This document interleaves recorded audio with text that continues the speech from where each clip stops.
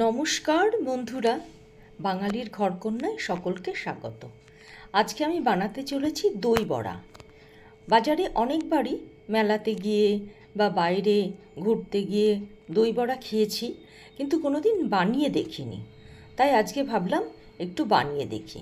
তবে দোকানের মতো করব না, একদম নতুন পদ্ধতিতে আমি এই দই বড়াটা তৈরি করব। তাহলে চলুন দেখে নেওয়া যাক কীভাবে এই দই বড়াটাকে আমি বানিয়ে নিচ্ছি।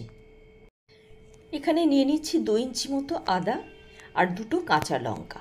কাঁচা লঙ্কাটাকে আমি টুকরো টুকরো করে কেটে দেব, তাহলে এটাকে পেস্ট করতে সুবিধা হবে। তবে পুরো পেস্ট হবে না, একটু দানা দানা থাকবে। আর এর সঙ্গে মিশিয়ে দেব বেশ কিছু কারি পাতা।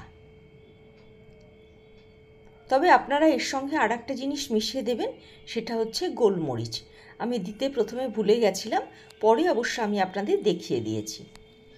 আমি এখানে 1 কাপ বিউলির ডাল নিয়েছি। ডালটাকে সারা রাত ভিজিয়ে রেখেছিলাম, ভালো করে 2-3 বার করে ধুয়ে ভিজিয়েছি, আবার সকালবেলায় 2-3 বার করে ভালো করে ধুয়ে নিয়েছি। এবার এই ডালটাকে আমি জল থেকে ছেঁকে মিক্সিং জারের মধ্যে দিয়ে দেব। তবে এই যে ডালটা বাটবো সেটা প্রথমে আমি জল দেব না, প্রথমে আমি এমনি একটুখানি আগে মিক্সিংয়ের মধ্যে ঘুরিয়ে নেব, তারপরে এটাকে আমি জল দিয়ে পেস্ট করে নেব।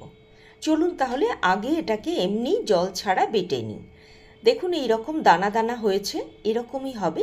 এবার আমি এর সঙ্গে মিশিয়ে দেব জল। প্রথমে অল্প অল্প করে জল মেশাবো, একবারে মেশাবো না, তাহলে পরে ব্যাটারটা ঠিকমতো বোঝা যাবে না। বার 2-3 জল দিয়ে দিয়ে আমি ব্যাটারটাকে তৈরি করে নিয়েছি। এবার এটাকে জার থেকে বের করে আমি একটা বড় পাত্রের মধ্যে ঢেলে নেব।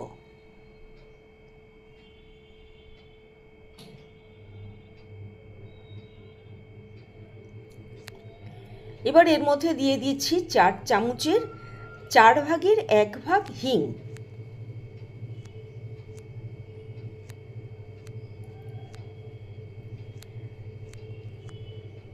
দিয়ে দিচ্ছি হাফ চা চামচ বিট লবণ আর হাফ চা চামচ এমনি সাধারণ লবণ।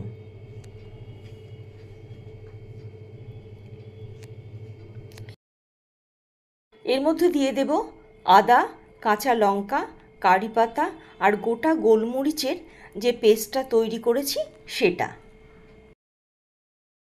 এটাকে একটু দানা দানা করে বাটতে হবে। এবার এইটা 1 চামচ মতো আমি এর মধ্যে দেব, দিয়ে খুব ভালো করে এটাকে ফেটিয়ে নিতে হবে। আপনারা একই দিকে এটাকে ফেটাবেন, দুদিকে ঘুরিয়ে ফেটাবেন না, তাহলে এর মধ্যে বাতাস ঢুকে গেলে এটা কিন্তু ভালো করে ফুলবে না। মিনিট 5 ধরে এটাকে ভালো করে একটু ফেটিয়ে নিতে হবে। আপনারা চাইলে মিক্সিং জারে আরও 30 সেকেন্ড এটাকে ভালো করে ঘুরিয়ে নেবেন। এটা কি করে বুঝবেন যে হয়ে গেছে? একটা বাটিতে জল নিয়ে তার মধ্যে অল্প একটু ফেললে দেখবেন এটা যখন ভেসে উঠছে বোঝা যাবে যে এটার ফেটানোটা হয়ে গেছে।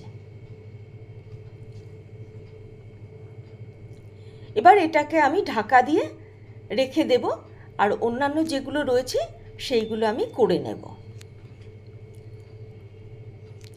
মিনিট 2 পর ফিরে এলাম। তেলটা ভালো করে গরম হয়ে গেছে। তেলটা কিন্তু খুব বেশি গরম হবে না, উষ্ণ গরম মতো থাকবে। তার মধ্যে আপনাকে কিন্তু এই বড়াগুলো ভেজে নিতে হবে।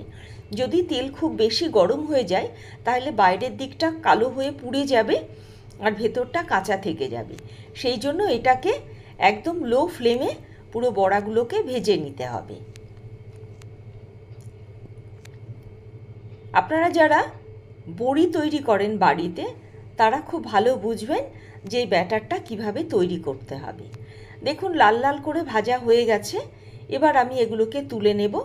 এইভাবে আস্তে আস্তে পুরো ব্যাটারের যে ডাল বাটাটা সেইটাকে আমি ভালো করে ভেজে নেব।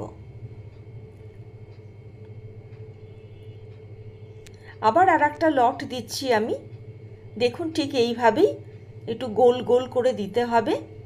সাইজটা আপনারা আপনাদের মতো করে নেবেন, ছোট বড় যেরকম। আমি মাঝারি সাইজ করে নিয়েছি। এই 1 কাপ বিউলির ডালে কিন্তু প্রচুর পরিমাণে বড়া হয়েছে, সুতরাং আপনারা আপনাদের বাড়ির যে মেম্বার সেটা দেখে আপনারা ডালটাকে ভেজাবেন। আমি এখানে উষ্ণ গরম জল নিয়েছি। এবার এই বড়াগুলোকে আমি এর মধ্যে ভিজিয়ে দেব। এটাকে আমি মিনিট 15 রেখে দেব ভেজানো অবস্থায়। তাহলে বড়াগুলো খুব ভালোভাবে জলটা সোপ করে নেবে এবং নরম হয়ে যাবে আরও। এবার ঢাকা দিয়ে রেখে দিচ্ছি। এবার চলুন দইটাকে তৈরি করে নেওয়া যাক।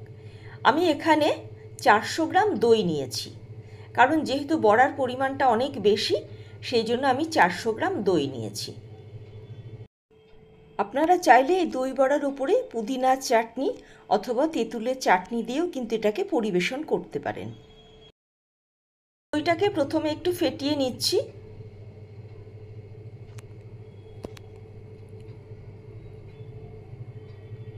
খুব ভালো করে ফেটিয়ে নিতে হবে। এবার এর মধ্যে মিশিয়ে দেব ওই কাপ ধোয়া জল। জলটা আমি এখানে একটু বেশি পরিমাণে দেব, কারণ আগেই বলেছি বাজারে যেভাবে আপনারা দই বড়া খান সেরকম দই বড়া আমি বানাবো না। আমি একদম অন্যভাবে নতুন পদ্ধতিতে দই বড়া বানাবো। খুব ভালো করে জলের সঙ্গে দইটাকে মিশিয়ে নিলাম। এবার এর মধ্যে দিয়ে দিচ্ছি সামান্য পরিমাণে হিং, ওই চা চামচের 4 ভাগের 1 ভাগ। দিয়ে দিলাম এর মধ্যে চাট মশলা, বিট লবণ, হাফ চা চামচ নর্মাল লবণ। আর ব্যালেন্স রাখার জন্য, যেহেতু দইটা একদমই টক, সেই জন্য 2 চামচ চিনির গুঁড়ো আমি মিশিয়ে দিলাম। আর দিয়ে দেব বেটে রাখা যে পেস্টটা করেছিলাম, লঙ্কা, আদা, গোলমরিচ আর কারি পাতা। এটা 1.5 চামচ মতো অবশ্যই কিন্তু দেবেন। আর দিয়ে দেব এখানে 1 চা চামচ চিলি ফ্লেক্স। এবার এটাকে খুব ভালো করে নাড়িয়ে মিশিয়ে নিতে হবে।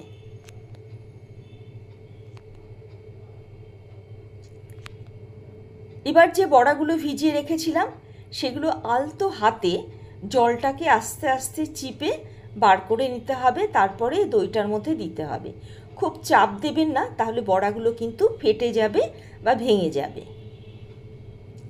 সবগুলোই আমি এখানে মিশিয়ে দিয়েছি।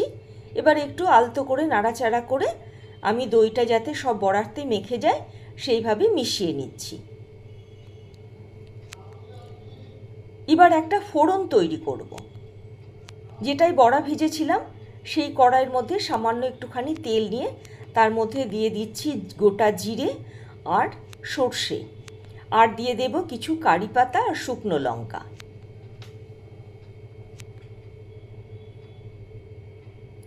এবার এটাকে খুব ভালো করে নাড়াচাড়া করে এটাকে ভেজে নেব।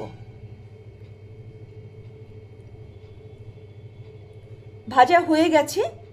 এবার এই দই বড়ার মধ্যে আমি এটাকে দিয়ে দেব।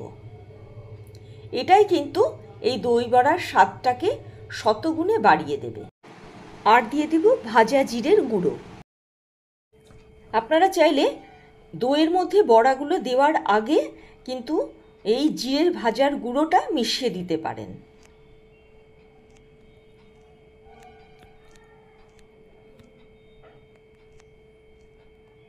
দেখুন এবার দিয়ে দিলাম জিরের গুঁড়ো ভাজাটা, মানে গোটা জিরে ভেজে আমি গুঁড়ো করে নিয়েছি।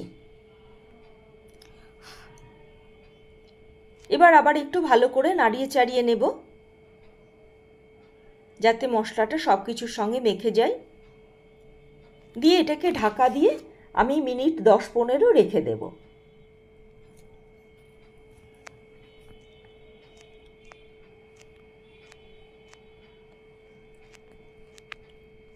এবার মিনিট 15 পর ফিরে আসছি।